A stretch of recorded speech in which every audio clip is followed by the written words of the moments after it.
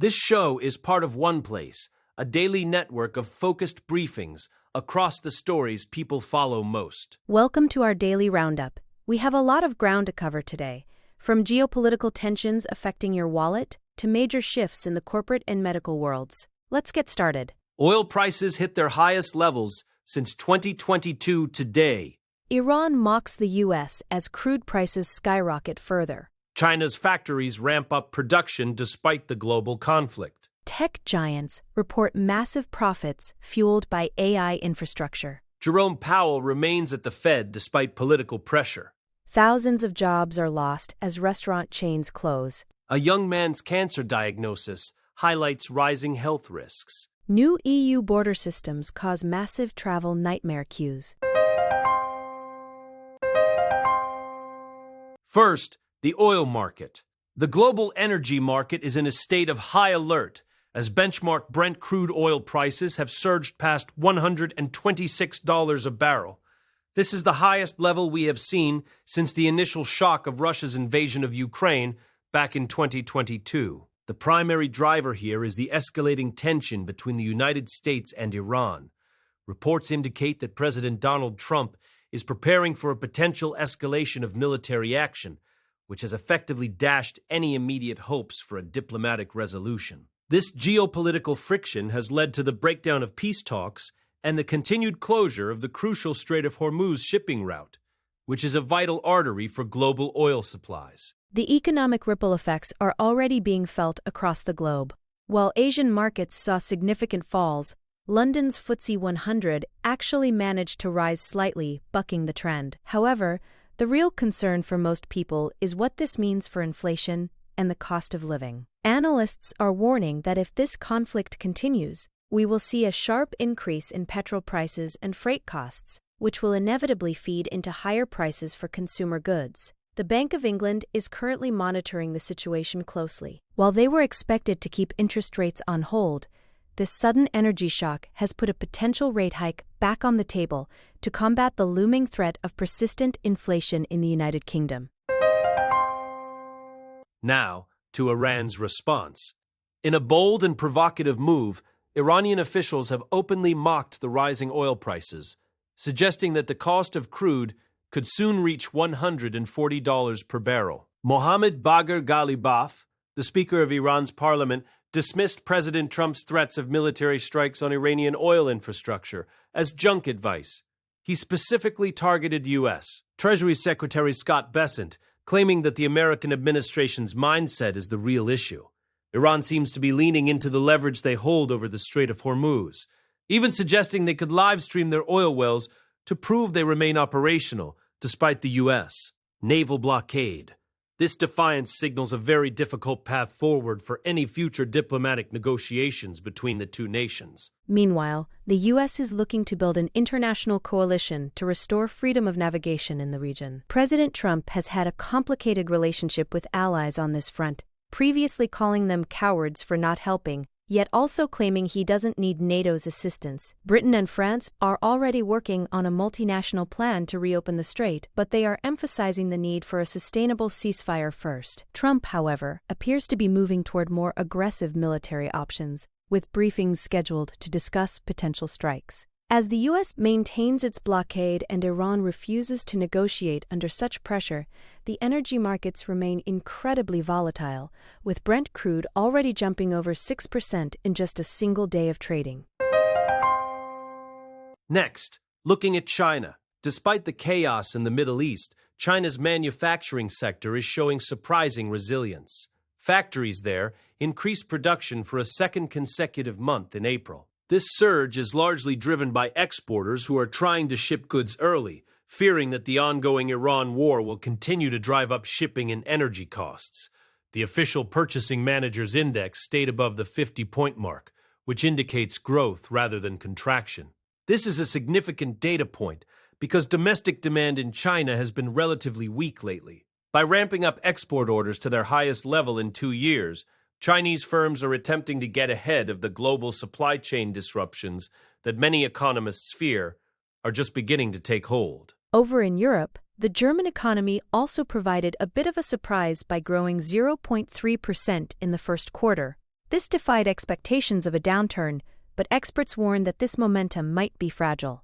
Germany is a major net importer of energy, and the soaring prices caused by the Middle East conflict are a direct threat to its industrial base. About 17% of Germany's industrial value comes from energy-intensive sectors that employ nearly 1 million people. While fiscal stimulus in defense and infrastructure has helped recently, the lack of structural reforms and the shifting nature of the energy crisis could stall this recovery. The transition from a pure price shock to a physical supply threat is a major concern for Europe's largest economy. Now to tech earnings. The tech world saw an unusual cluster of financial reports this week from the so-called Magnificent Seven. Amazon, Alphabet, and Microsoft all reported double-digit gains in their cloud computing units. This growth is being supercharged by the massive adoption of artificial intelligence. These companies are investing staggering amounts of money into AI infrastructure, with projections reaching $650 billion by 2026. Alphabet's Google Cloud service alone saw a 63% year-on-year growth, which CEO Sundar Pichai described as a terrific start to the year. These results have provided a much-needed boost to the stock market, easing some of the fears that we might be in an AI bubble that was destined to burst sooner rather than later. However, it isn't all good news in the tech sector. Meta failed to meet Wall Street's expectations and saw its stock price fall after announcing a significant increase in capital expenditures. Investors are becoming wary of the sheer scale of spending required to stay competitive in the AI race. Furthermore, this technological boom is coinciding with a wave of layoffs. Over 92,000 tech employees have lost their jobs globally this year.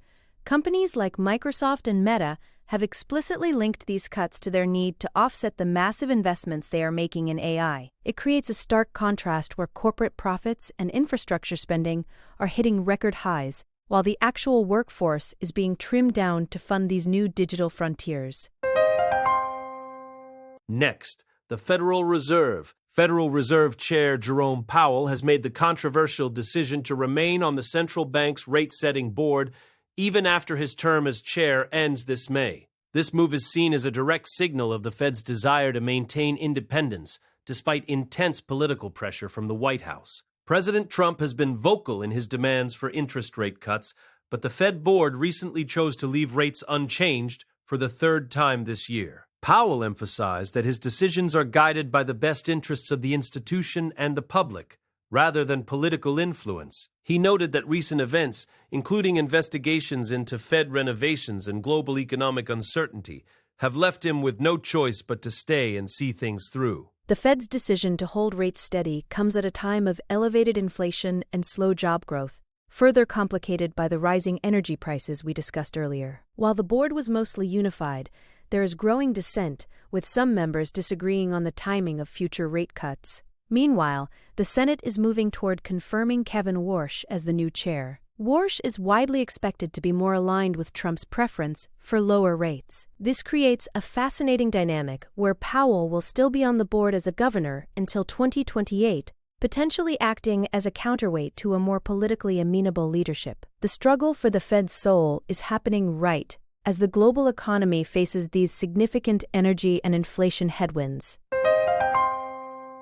Now to UK hospitality. In a major blow to the UK hospitality sector, Whitbread, the owner of Premier Inn, has announced it will cut nearly 3,800 jobs.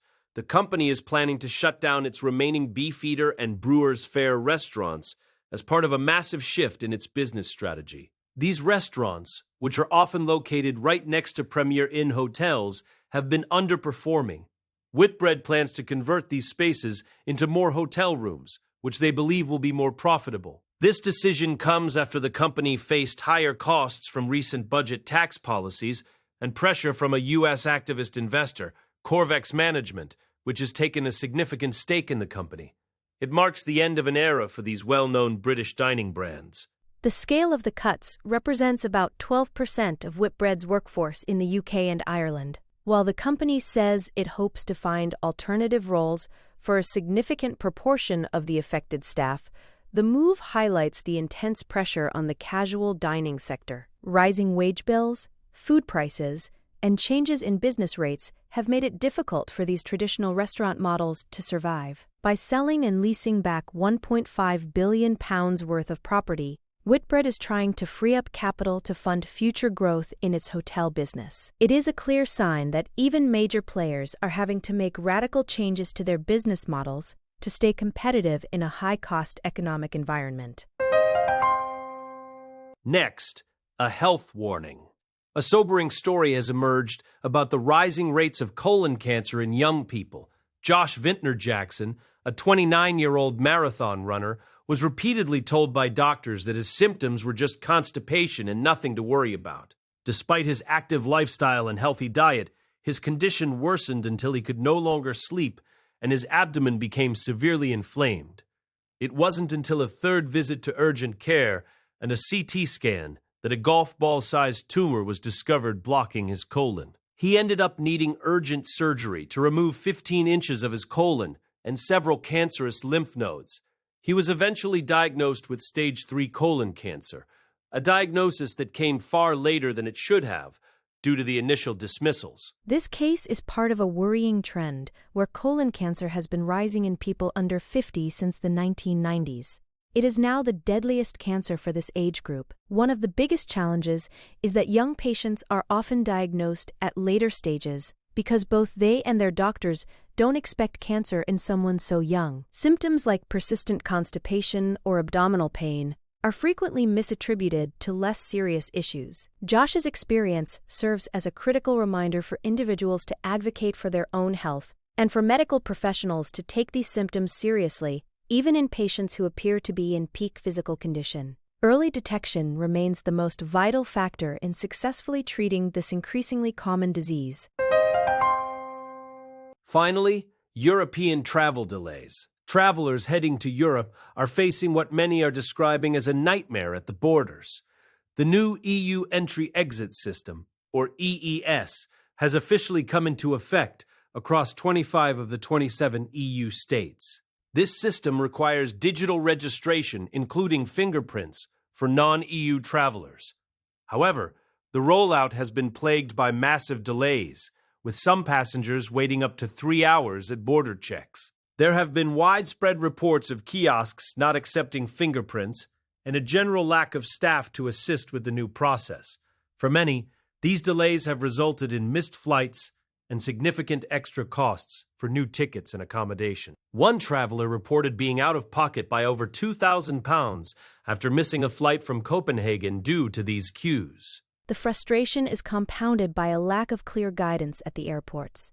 Many travelers found themselves repeating the registration process on different legs of their journey without any explanation. While some people have managed to pass through without issues, the sheer volume of negative experiences suggests that the system is far from ready for peak travel times. Airlines and insurance companies are often refusing to cover the costs associated with these border delays, leaving passengers to foot the bill for a systemic failure. As the system continues to be implemented, there are serious concerns about how it will handle the upcoming summer holiday rush. For now, the advice to anyone traveling to the Schengen area is to arrive much earlier than usual and prepare for significant wait times.